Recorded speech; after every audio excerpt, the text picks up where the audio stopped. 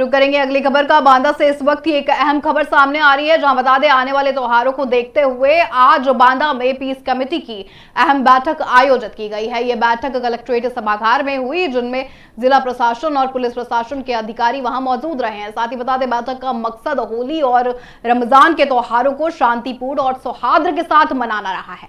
इस दौरान धर्म गुरुओं और समाज के जिम्मेदार लोगों से भी बातचीत की गई। सभी से मिलजुल कर त्योहार मनाने की अपील की गई है।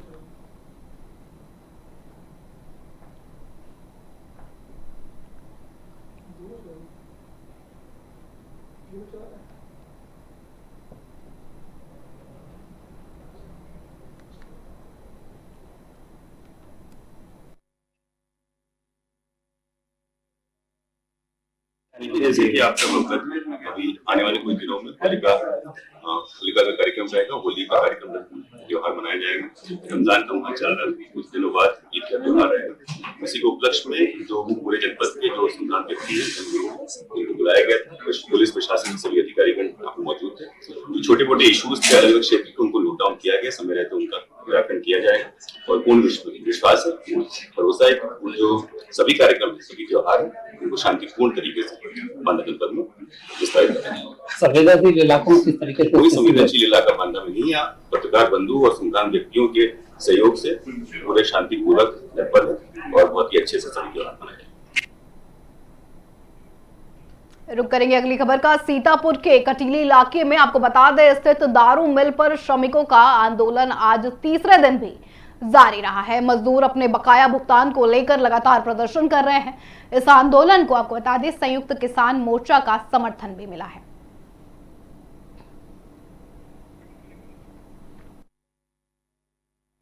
आज आंदोलन का तीसरा दिन फिर है। जेपी दारू का पेपर मिल कटीली पे हम सब बैठे हुए हैं। मांग वही है जो मिल मालिक ने कहा था कि आप सब काम पे आइए, आगे की जो तनख्वाह का पैसा है वो हम देंगे, क्योंकि पिछले 2 महीने की तनख्वाह का पैसा आंदोलन करने के बाद श्रमिक भाइयों ने जब आंदोलन किया तब प्रशासन ने दिलवाया था। अब 3 महीने हो गए। अक्टूबर नवंबर का पैसा मिला था, दिसंबर जनवरी फरवरी 3 महीने में एक पैसा नहीं मिला। ये श्रमिक हमारे परेशान है। सुनवाई जिले स्तर पे कोई हो नहीं रही, सिर्फ जिला अधिकारी से ही हमें उम्मीद है और 2 दिन और बचे हैं। अगर कोई मामला नहीं बनता है तो 2 तारीख को एक बड़ी कॉल है और हम सब लोग इन सब श्रमिक भाइयों के समर्थन में, क्योंकि कॉल श्रमिक भाइयों ने दी है, अगर इनकी बात यहां नहीं सुनी जा रही तो लखनऊ जाके अपनी बात करेंगे। चलिए रुक करेंगे अगली खबर की ओर, जहां बांदा से दिल दहला देने वाली खबर सामने आई है। बता दें बांदा में एक मां ने अपनी 5 साल की मासूम बेटी को यमुना नदी में फेंक दिया है। बताया यह भी जा रहा है कि बच्ची को नदी में फेंकने के बाद महिला खुद भी नदी में कूदने जा रही थी, लेकिन मौके पर मौजूद राहगीरों ने समय पर रहते महिला को बचा लिया है। बता दें घटना मरका थाना क्षेत्र के मुसरा गांव की बताई जा रही है। शुरुआती जानकारी में यह भी सामने आया कि घटना की वजह पारिवारिक कलह थी। घटना की सूचना मिलते ही पुलिस मौके पर पहुंची और नदी में बच्ची की तलाश शुरू कर दी गई।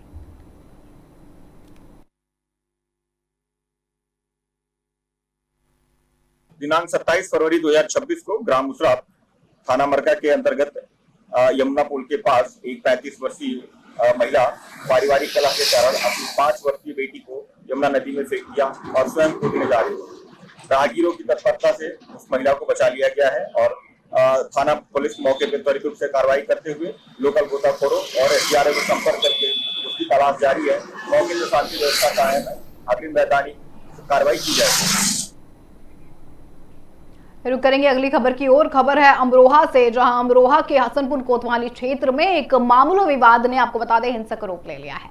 रहरा मार्ग पर स्थित तीसरा मिल इलाके में ई रिक्शा और बाइक हटाने को लेकर 2 पक्ष आमने सामने आ गए। बताया यह भी जा रहा है कि डगरोली निवासी महेंद्र और पिपलौती खुर्द निवासी मोनू के बीच कहासुनी शुरू हुई थी, जो कुछ ही देर में मारपीट में तब्दील हो गई। दोनों पक्षों के लोग लाठी डंडे लेकर सड़क पर उतर आए। करीब आधे घंटे तक इलाके में अफरा तफरी का माहौल बना रहा। साथ ही इस झगड़े में बीच बचाव करने आए अतर सिंह और कलुआ गंभीर रूप से घायल भी हुए हैं।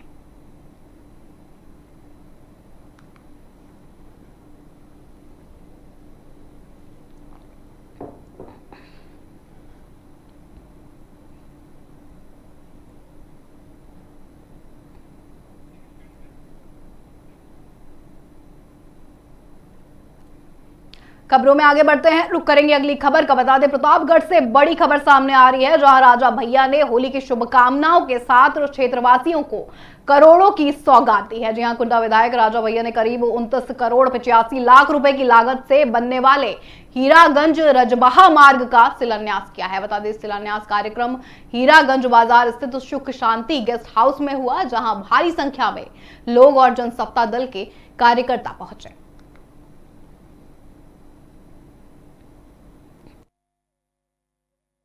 आपने देखा होगा कि विधानसभा में इस बजट सत्र में भी हमने दो बातें महत्वपूर्ण ढंग से उठाई। एक, जल मिशन के तहत जो सड़कें खोद दी गई है और उनका पुनर्निर्माण नहीं हुआ है, और दूसरा, अपने यहाँ से 3 एक्सप्रेस वे गए।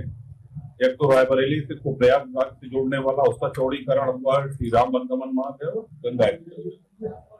तो बहुत सी ऐसी सड़कें हैं जो ओवरलोड डंपर चलने के कारण क्षतिग्रस्त हुई, और इनका दायित्व है उसी एजेंसी का जिसने वो एक्सप्रेसवे बनाई है, इसका वो सुधार करें, उसकी मरम्मत करें। इस विषय में विधानसभा में भी उठाया गया है, इस विषय में लिख के भी दिया गया है, और पूरा प्रयास रहेगा कि आपने जिस महत्वपूर्ण मुद्दे को यहाँ पर उठाया है तो सड़कें। उत्तर प्रदेश के लिए निवेश के मोर्चे पर एक बहुत बड़ी और अच्छी खबर सामने आई है। बता दें जर्मनी के सफल दौरे से लौटे प्रदेश के उप मुख्यमंत्री और आईटी मंत्री का दिल्ली एयरपोर्ट पर ढोल नगाड़ों के साथ भव्य स्वागत किया गया। इस विदेशी दौरे के दौरान बता दें यूपी सरकार ने ग्लोबल कंपनियों के साथ 10,000 करोड़ रुपयों से अधिक के निवेश समझौते पर हस्ताक्षर कर दिए हैं। कैबिनेट मंत्री सुनील कुमार शर्मा ने यह भी बताया कि आईटी, इलेक्ट्रॉनिक्स और मैन्युफैक्चरिंग सेक्टर में होने वाला यह निवेश भविष्य में लाखों करोड़ों तक पहुंच सकता है।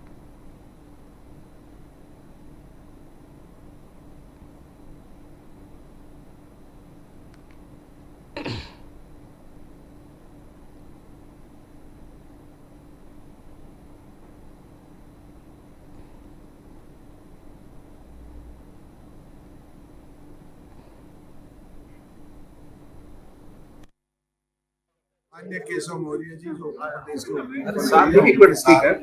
लगभग 15 सदस्यीय हमारा प्रतिनिधिमंडल जर्मनी गया था। हमें यूके जाना था, लेकिन जर्मनी में इतना उत्साह था लोगों में कि हमको वहाँ एक दिन ज्यादा लगाना पड़ा और 27 को हम वापस आए। यूके के जो इन्वेस्टर्स थे उनसे हमारी वर्चुअल मीटिंग हुई और आगे का कार्यक्रम तय हो गया। सर, बहुत ही ज्यादा उत्साह लोगों में रहा, कई हजार करोड़ के, और मुझको लगता है कि जो हमारी मीटिंग्स हुई है वहाँ के उद्योगपतियों से, निवेशकों से, उनका जो परिणाम आएगा वो लाखों करोड़। रुक करेंगे अगली खबर का। उत्तर प्रदेश के अमरोहा में फर्जीवाड़े का बड़ा मामला सामने आया है। यहां बता दें जालसाजों ने एक डॉक्टर की MBBS डिग्री चोरी कर उनके नाम से 2 अस्पताल ही खोल लिए हैं। इतना ही नहीं, आपको बता दें फर्जी मुहर और हस्ताक्षर बनाकर मरीजों का इलाज दिखाया गया और बीमा क्लेम भी किया जाने लगा है। साथ ही पीड़ित डॉक्टर राजीव कुमार चौधरी ग्रेटर नोएडा के रहने वाले हैं। वह कभी अमरोहा गए ही नहीं, लेकिन उनके नाम से जोया क्षेत्र में आपको बता दें डिवाइन हेल्थ केयर और साधना नर्सिंग होम का पंजीकरण करा लिया गया है।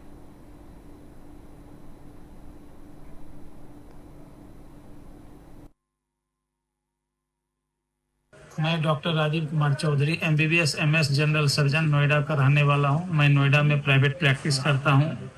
ये 2 hospital, divine hospital Zoya Amroha और साधना नर्सिंग होम जोया अमरोहा जो हैं, ये मेरे नाम पर पता चला है कि फर्जी फाइल लगा रहे हैं। मैं इन दोनों हॉस्पिटल को जानता नहीं, ना कभी विजिट किया हूं। मुझे इन हॉस्पिटल के बारे में कोई जानकारी नहीं है। ये दोनों फर्जी फाइल लगाते हैं मेरे नाम का गलत इस्तेमाल कर रहे हैं। एक तो डिवाइन अस्पताल है, दूसरा है साधना अस्पताल नाम से। वो दोनों अस्पताल यहाँ पर CMO के पोर्टल पर रजिस्टर्ड हैं। और आपने बताया कोई RK चौधरी नाम से कोई व्यक्ति जिसका पेपर में भी आज दिया है, वो हमारे पोर्टल पर उनका कोई रजिस्टर नहीं है।